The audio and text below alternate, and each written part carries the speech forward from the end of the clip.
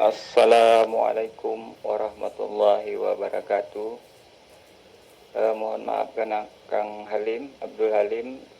Ini saya Azman dari Tanjung Balai Karimun, Kepulauan Riau. Begini Kang, saya kan mau nanya Kang gini.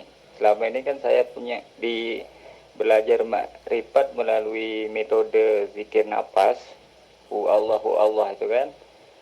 Nah, terus sampai sekarang nih udah saya amalkan 9 tahun, saya belum merasakan apa-apa Kang. Jadi pengen tahu tuh kesalahannya di mana gitu kan. Apakah di prakteknya atau di amalannya. Nah itu aja Kang yang mau saya tanyakan. Alhamdulillahirabbil alamin. Waalaikumsalam warahmatullahi wabarakatuh. 9 tahun waktu yang cukup lama. Alhamdulillahirabbil alamin. Adakah apa kesalahannya? Kesalahannya adalah masih wujudnya Kang Azman yang merasa bermakrifat. Itu kesalahan utamanya. Bagaimana mungkin Kang Azman bisa bermakrifat sedang Kang Azman sendiri bukan makrifat, yakni makhluk. Jadi kebanyakan pengertian mayoritas manusia selama ini dianggap yang makrifat itu orangnya. Dianggap yang bermakrifat itu wujud badannya. Dianggap yang bermakrifat itu manusianya. Sehingga banyak badan-badan manusia yang dijuluk-juluki waliullah. Tapi manusia memandang fokus kepada sosok badanianya sebagai wali. Sehingga banyak mayoritas manusia berbondong-bondong menziarahi makam-makam para wali guna untuk mencari berkah.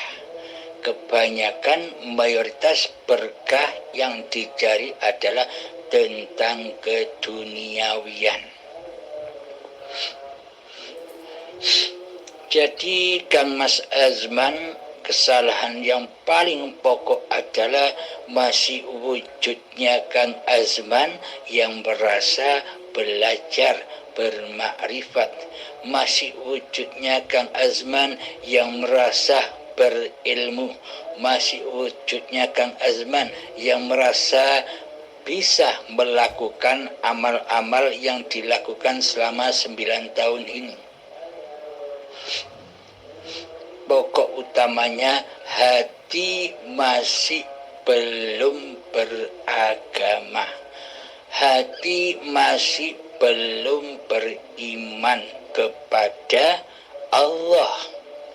Terbukti bila hati sudah beragama, terbukti bila hati sudah bertuhan kepada Allah, maka yang makrifat itu adalah Allah sendiri. Yang makrifat itu adalah hayatullah. Tanpa Allah, tanpa hidup, tanpa hayatullah, maka takkan ada makrifat. Makrifat itu kan tahu. Contoh, ketika Anda melihat sesuatu, ketika Anda tahu segala sesuatu, itu yang tahu badannya ataukah hidupnya? Selama ini kita menyangka badan-badan kita inilah yang tahu apa-apa. Selama ini kita menyangka badan-badan kita inilah yang bisa mendengar apa-apa. Karena itulah semuanya berkiblat rojiun kepada badan. Semuanya menjadi amaliyah yang fana. Dikiranya badan inilah yang punya hidup. Dikiranya badan inilah yang punya kuasa. Dikiranya badan inilah yang punya ilmu. Maka dari itu beragamakanlah dulu hati kita.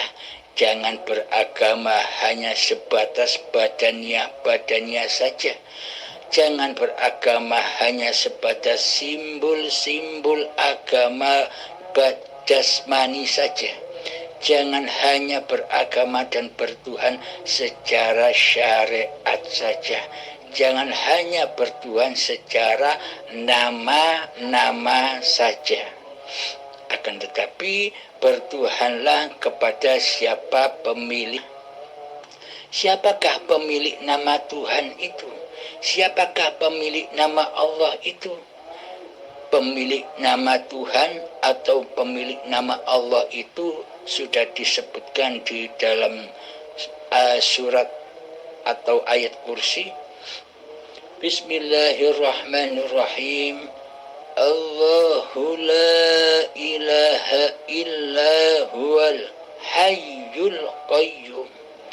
Allah, tiada ilah, tiada Tuhan yang berhak disembah, dialah kecuali hidup, dialah hidup yang kekal serta terus-menerus menghidupi seluruh ciptaan-ciptaannya.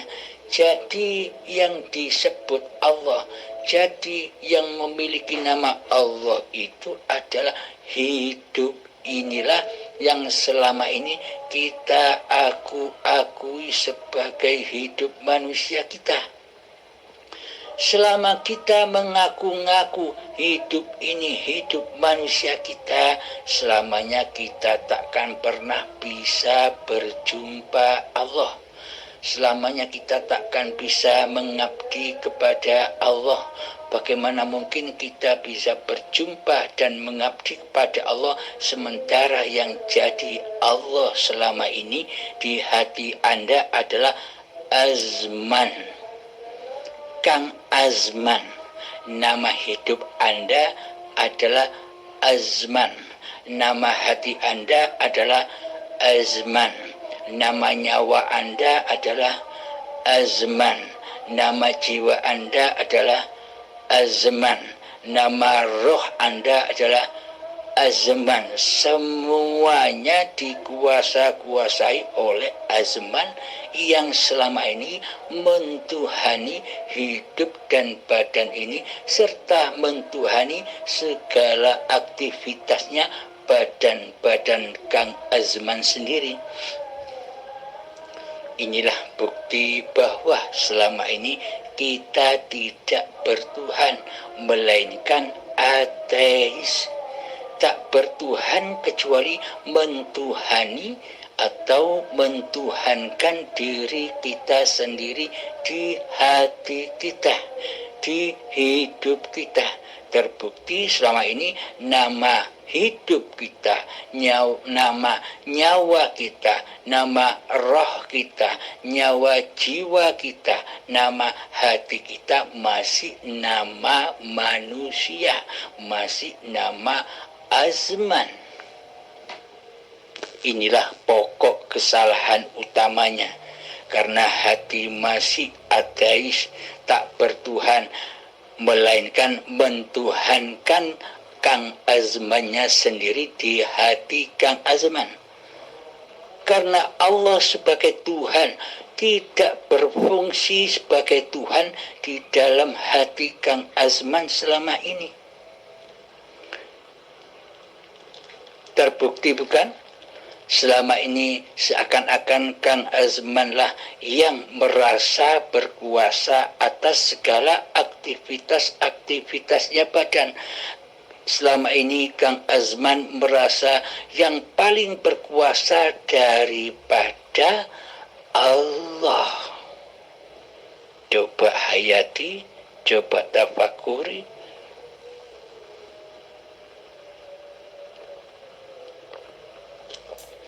Alhamdulillahirabbil alamin. Maka dari itu masuk Islamlah secara kafah. Ayatnya Bismillahirrahmanirrahim. Ya ayyuhalladzina amanu, wahai orang-orang yang beriman. Siapakah orang-orang yang beriman? Seluruh manusia yang merasa, seluruh manusia yang mengaku, seluruh manusia yang mempercayai bahwa ada Tuhan Sang Pencipta yang menciptakan diri manusianya. Siapapun orangnya yang percaya bahwa Tuhan itu ada sebagai pencipta alam semesta ini dan sebagai pencipta dirinya, inilah yang dinamakan orang-orang yang beriman. Bukan orang Islam saja yang dikatakan beriman, meskipun firman-Nya ada pada Al-Quran. Jadi firman Allah itu untuk seluruh manusia. Ya ayyuhalladzina amanu, manusia-manusia yang beriman. Maksudnya orang-orang yang percaya bahwa Tuhan itu ada. Udkhulu fis-silmi kafah. Masuklah ke dalam keselamatan yang sempurna. Yakni selamatkanlah hatimu dari dirimu. Kembalikanlah dirimu kepada Tuhan pencipta dirimu. Inilah yang dimaksud beragama di sisi Allah. Jadi agama di sisi Allah itu adalah bukan nama-nama agama yang ada di dunia ini. Bukan Islam, bukan Kristen, bukan Katolik, bukan Sabi'in, bukan Yahudi, bukan Buddha dan sebagainya. Akan tetapi agama Allah itu bagi seluruh manusia adalah awwaluddin ma'rifatullah. Jadi agamanya hati bagi seluruh manusia itu adalah mengenali siapa Tuhannya, mengetahui siapa Tuhannya, menemui siapa Tuhan yang mencipta dirinya. Apa tujuannya kita beragama, yakni tahu Allah, bertemu Allah, agar kita bisa mengabdi kepada Tuhan yang menciptakan diri kita. Bagaimana mungkin kita bisa mengabdi kepada Allah pencipta diri kita, sementara selama ini kita tidak pernah tahu bagaimana Allah itu. Kita tidak pernah tahu bagaimana wajhullah itu. Kita tidak pernah bertemu dengan Allah sedetik pun selama ini. Bagaimana mungkin kita dikatakan mengabdi kepada Allah, sementara yang diabdi selama ini adalah diri kita sendiri sebagai Tuhan yang mentuhani hidup dan badan ini.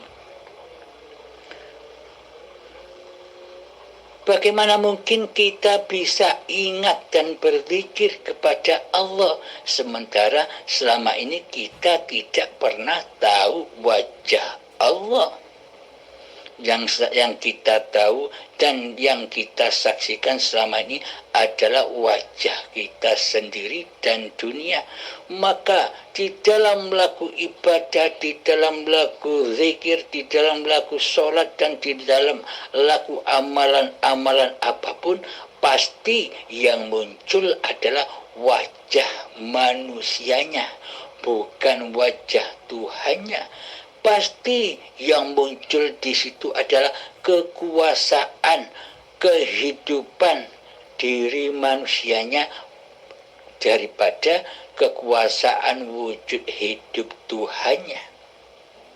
Karena itulah manusia tidak akan pernah bisa khusyuk di dalam seluruh sholat dan ibadahnya serta amal-amal yang dikerjakannya.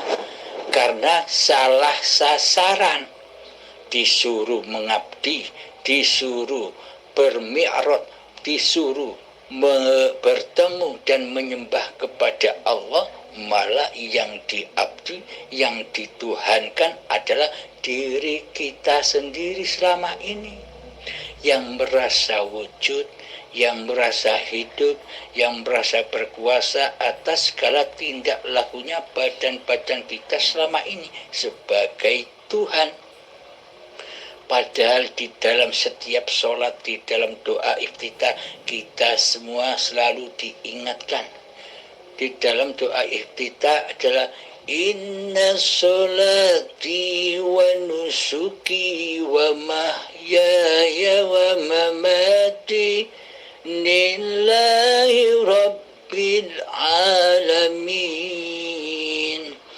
Sesungguhnya sholatku, ibadah-ibadahku, hidup dan matiku adalah milik Allah Tuhan sekalian alam.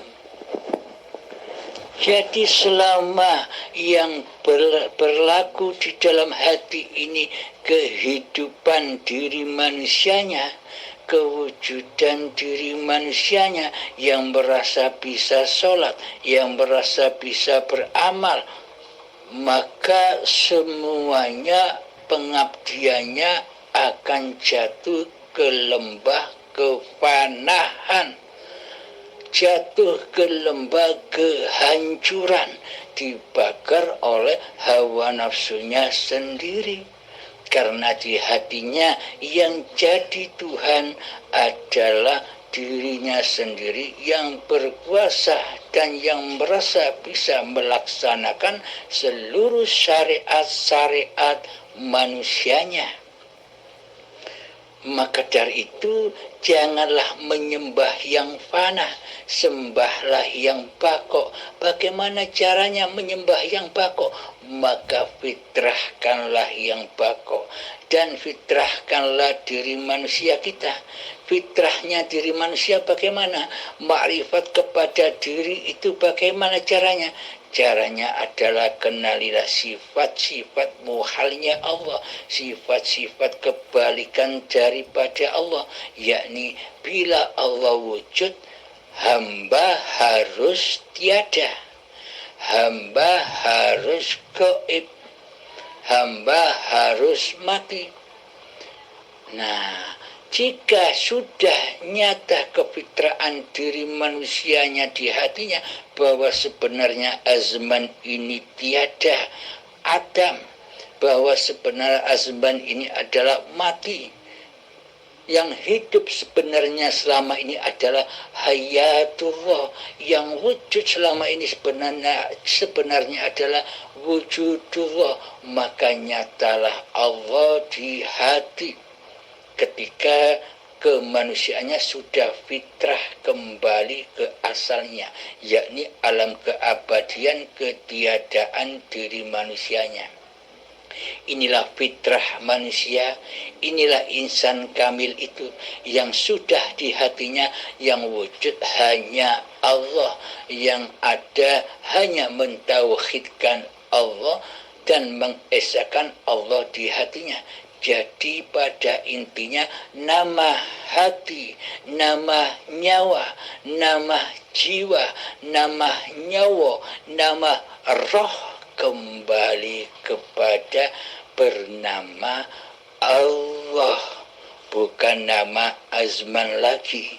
Jadi azmannya sudah gaib, sebagaimana ketika azman jadi Tuhan, Allah ditiadakan, Allah digaibkan, dan nyatakan Allah di hati kita seperti nyatanya dahulu azman sebagai Tuhan yang paling nyata di hatinya.